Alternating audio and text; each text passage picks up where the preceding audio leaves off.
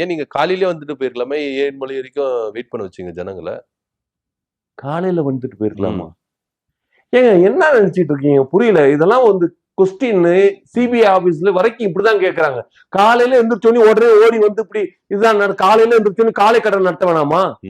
அதுக்கப்புறம் ட்ரெஸ்ஸிங் ஒரு ஏங்க நார்மலான ஒரு பிச்சைக்காரர் ரெடியாகி கிளம்புறதுக்கே 10 நிமிஷம் ஆகுறப்ப ஒரு விஐபி ரேஞ்சில் இருக்கிற ஒரு ஆள் கிளம்புறதுக்கு எவ்வளவு நேரம் ஆகும்? ஆனா மலேசியாக்கு எல்லாம் முன்னாடி நாளே போயிருவீங்களே.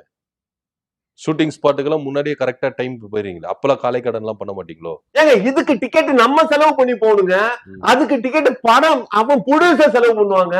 ஓ, அதனால நீங்க வந்து அவங்களுக்கு வந்து என்ன பண்றீங்க? காசு வாங்கிட்டு நடிக்கிறதுனால அங்க கரெக்டா இருக்கிறீங்க. இங்க மக்கள் உங்களுக்கு ஓட்டு போறதுனால மக்களோட இலக்காரம் அலட்சியம் அவ்வளவுதான். எப்படி இருந்தாலும் நம்மள பாக்கிறதுக்கு வருவாங்க, ஓட்டு போட்டுருவாங்க. அப்படி எல்லாம் கிடையாதுங்க. ஒரு விஷயங்க, மக்கள் எங்க மேல நம்புறாங்க. அவங்களுக்கு நம்பிக்கை பாத்திரமா இருக்கிறதுனாலதான் நாங்க வந்து கரெக்டா டிராவல் பண்றோம். புரியுதுங்களா? வேற எவனாவது சொன்ன நேரத்துக்கு போகாம வேற நேரத்துக்கு போனானா அங்க ஒரு நாய் காக்கா குருவி கூட இருக்காது. எவனும் இருக்க மாட்டாங்க. மக்கள் அவ்வளவு தூரம் எங்களை நிக்க வச்சு பாக்குறாங்க அப்படிங்கிறதுக்கு காரணம் என்ன? எங்க மேல இருக்கிற நம்பிக்கையினால. அதை வச்சுதான் நீங்க வந்து என்ன பண்றீங்க? மக்களை வந்து அலட்சியமா எண்றீங்க. உங்களுக்கு கூட்டம் கூடுறதுல ஒரு ஒரு திமிர்தனம் கூட வச்சுக்கலாம்.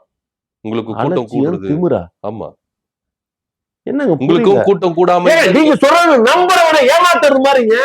நாங்க என்ன அந்த மாதிரி நம்பிக்கை துரோகமா நாங்க எங்க தலைவர் பண்ணிருக்காரு? அதுதான் பண்ணிருக்கீங்க. என்ன பண்ணிருக்காரு? வச்சு ஏமாத்திருக்கீங்க. சீக்கிரமா வரேன்னு சொல்லிட்டு லேட்டா தானே வந்திருக்கீங்க.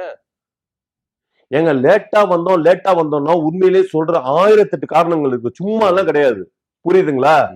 சரி, அவ்வளவு கூட்ட நெரிசலா இருந்திருக்குல்ல, அது மீறிய ஏன் உங்க வண்டி உள்ள வந்துச்சு? அப்ப கூட உங்களுக்கு வந்து தெரியவே தெரியாதா? இவ்வளவு கூட்டம் இருக்கு, நம்ம உள்ள வண்டி போனா இதுவா என்ன மீண்டும் மீண்டும் அறிவுரைத்தனமா பேசிட்டு இருக்கிறது மாதிரி இருக்குது.